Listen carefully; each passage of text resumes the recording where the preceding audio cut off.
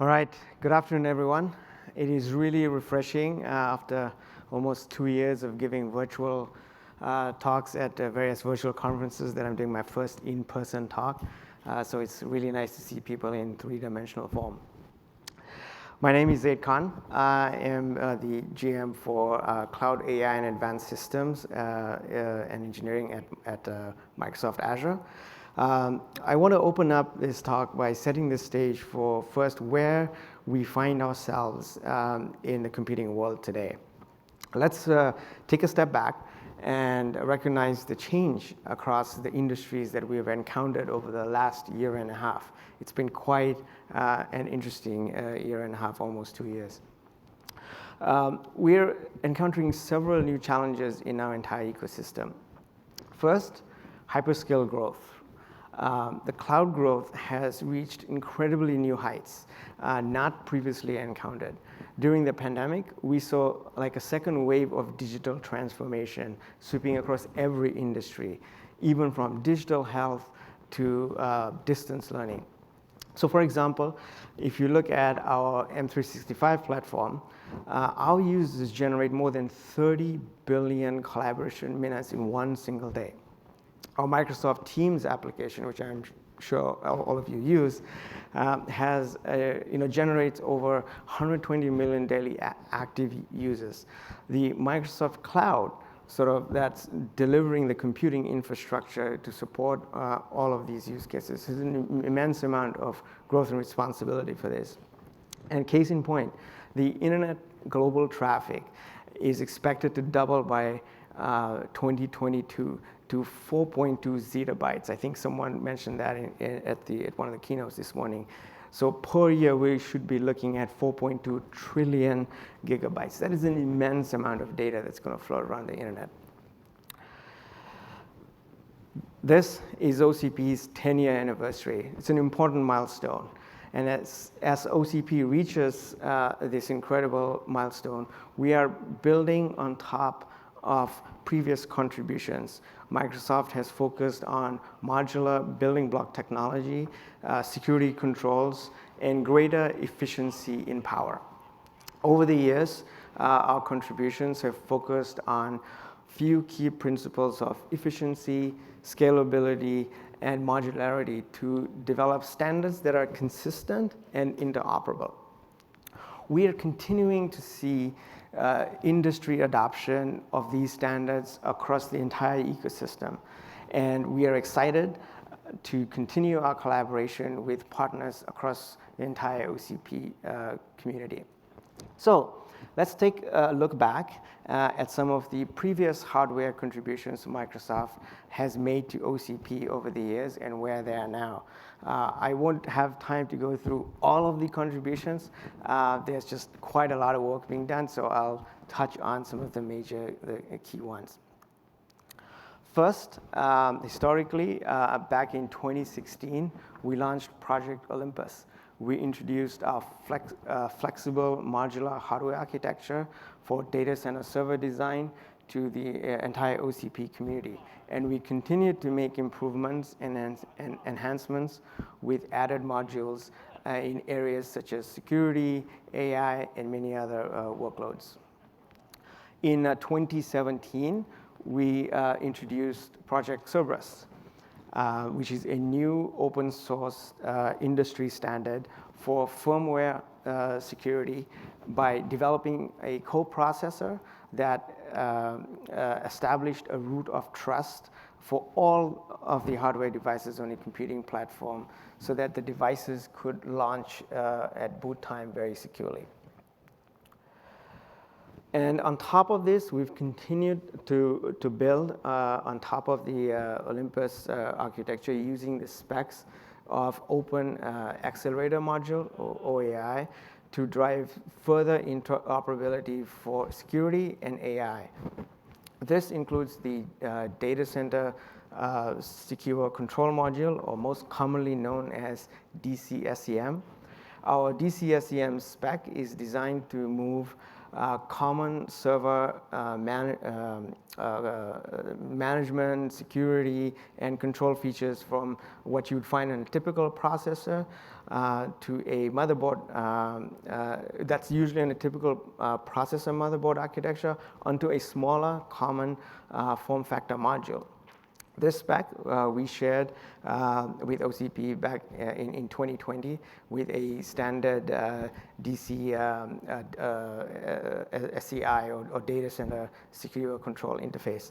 And if you are curious what it looks like, this is exactly what it looks like. Really small form factor, is pretty much can fit any chassis, module, motherboard. And this is where you can collapse your key security features. So using the DC SEM specification, common management and security now can be deployed across a wide range of platforms and serves as a time-saving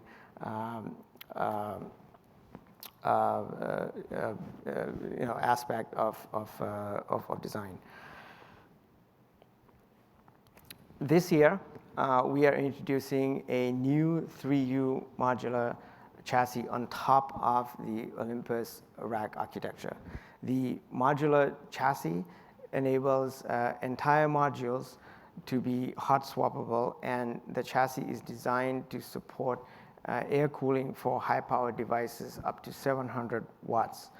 In addition, we looked at enhancing the architecture to provide support for dual top of rack and enabling DAC connectivity to 112 gig SerDes. Overall, this improves the power supply and redundancy and built for high density and high speed connectivity.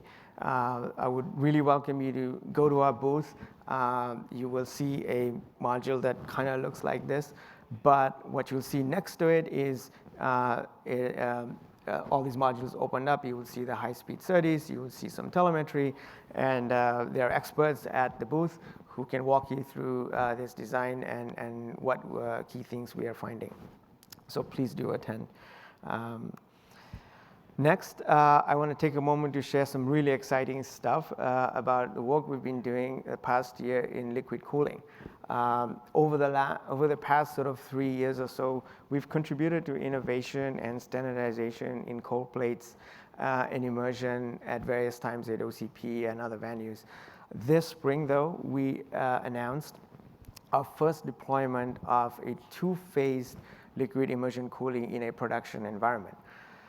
A result of our past collaboration with OCP partners like Facebook and CoolIT, we've been able to establish sort of liquid cooling standards that enable next generation GPU, high performance compute, and AI workloads. We are really excited to be sharing some of our learnings with the community this year. And you can take a look at our immersion cooling tank live at our booth. You can't miss it. You walk straight in, and it's right in the center. So let's take a closer look at the work done on liquid immersion cooling at Microsoft.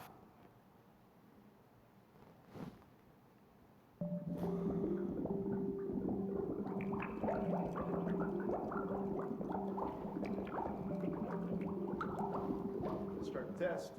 Ramp up the CPU utilization to 100% on all the cores, and we get this nice bubbly effect. And as the fluid boils, it evaporates. As it evaporates, when the vapors hit the condensers, the fluids cool down and it becomes fluid again. Welcome to the liquid cooling lab. Liquid cooling is bringing the liquid closer to the chip, either by circulating water through a cold plate to the chip, or either by dunking all of the IT into an immersion dielectric medium.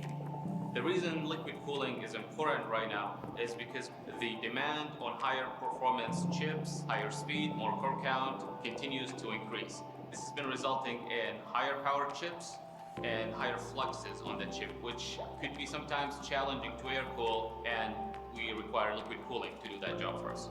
liquid cooling affects the whole ecosystem. When you take a look at the data center and the server and the sustainability promise that Microsoft is making, liquid cooling can help us get there faster. With liquid cooling, we can have higher density racks and IT or tanks that could lead to smaller data center footprints, lower data center energy consumption from the mechanical cooling perspective, and also from the server perspective, because we could reduce or remove the fans from the servers, we could reduce the leakage current from the chips, and because liquid cooling utilizes closed loops of warm water, maybe counterintuitive, but we actually eliminate the use of water. We don't need to use evaporative cooling anymore because we're always going to operate in loops that are hotter than the ambient temperature.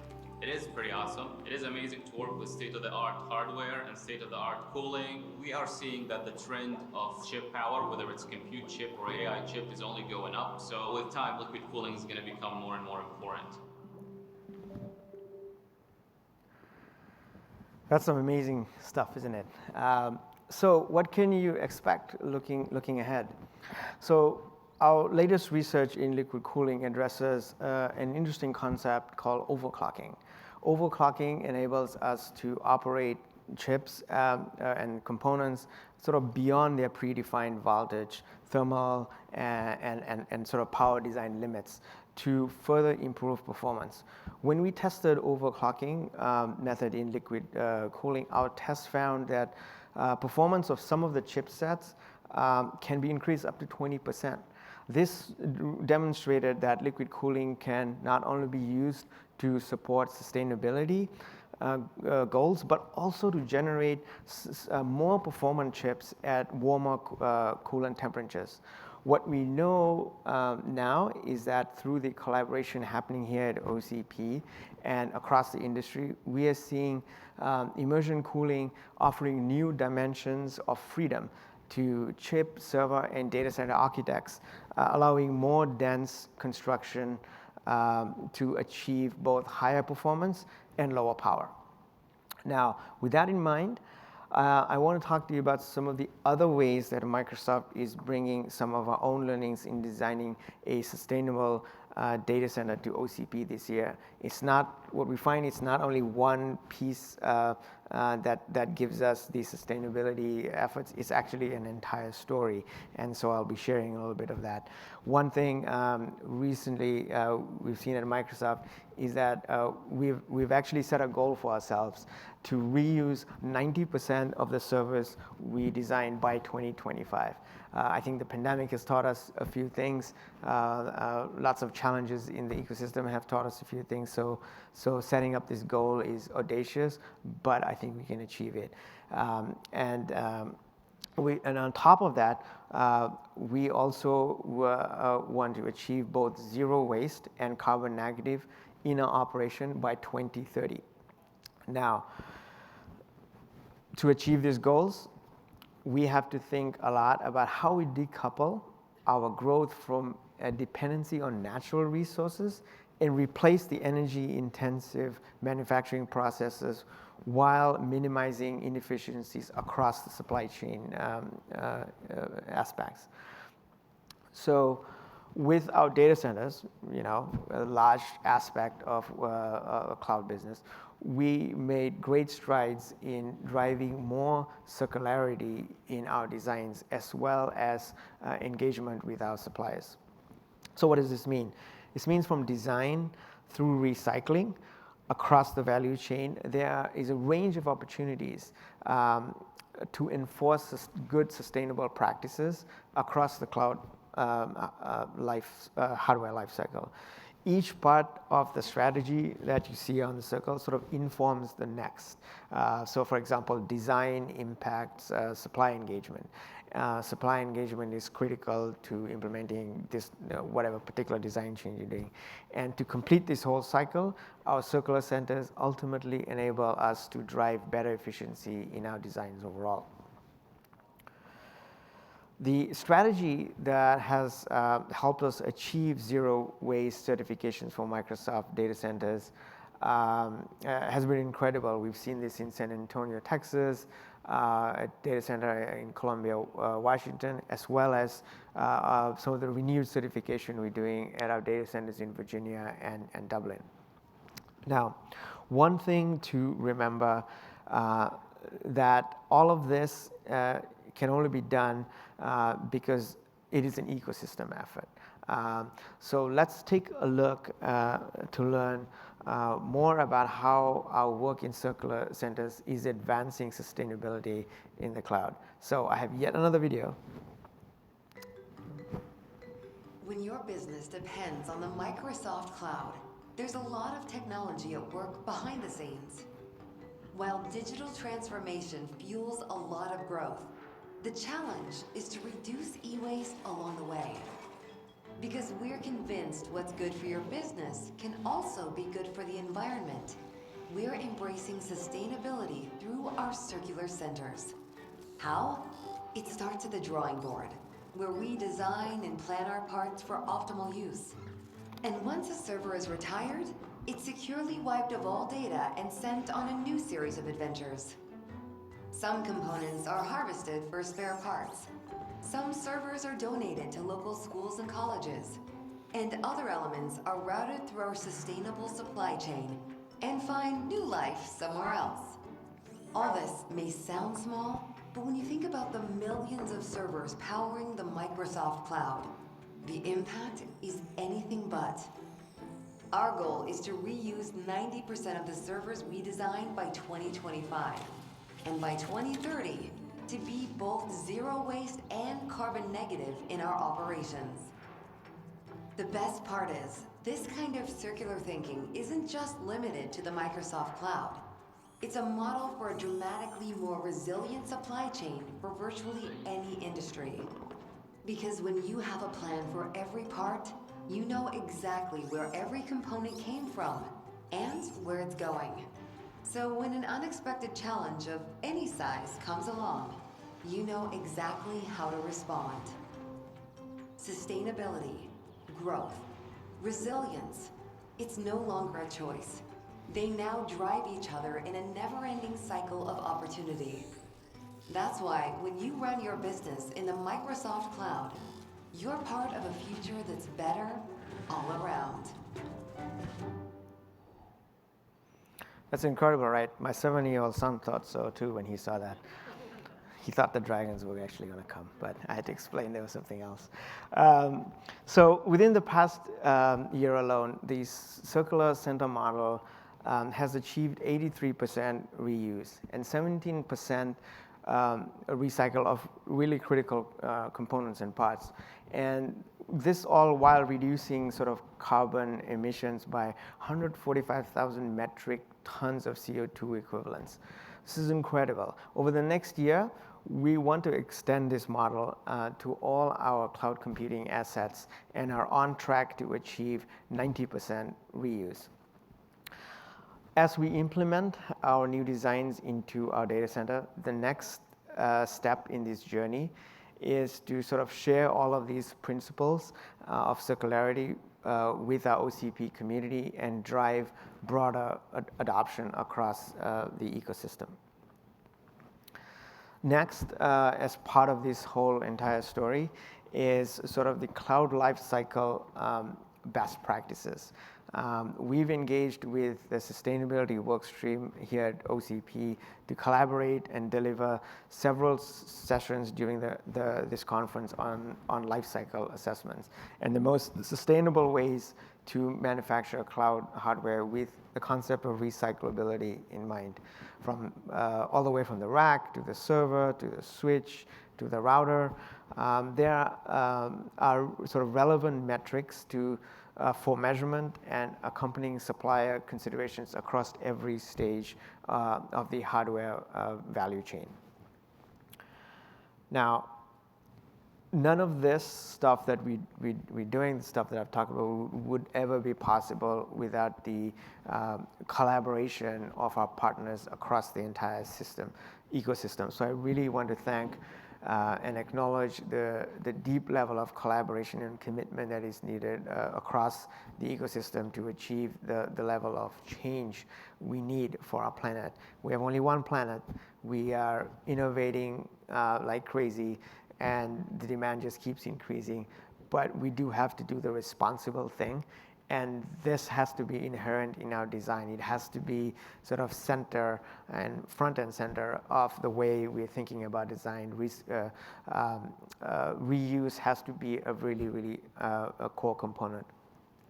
We'll also be sharing about sustainability and our latest design updates throughout the next few days at this conference. And I invite you to visit us at the booth. We've had a talk just before this one on sustainability, and there's a deeper level talk that Carrie's, I think, giving. And then there's a lot more to learn about our circularity philosophy.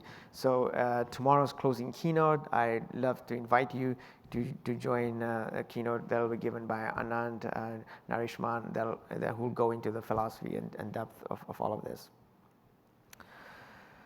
Right. So how do you join us? How do you join us in this journey to innovate in the future? So I really want to invite you to learn more about our latest work through the remainder of the show. Please come to our booth, and not only our booth, but also you saw the video earlier. Hussam, who was on the video, is giving. He's been in engineering workshops. He's also giving a much deeper talk on liquid immersion cooling, which is absolutely fascinating. So I encourage everyone to actually go in and see that.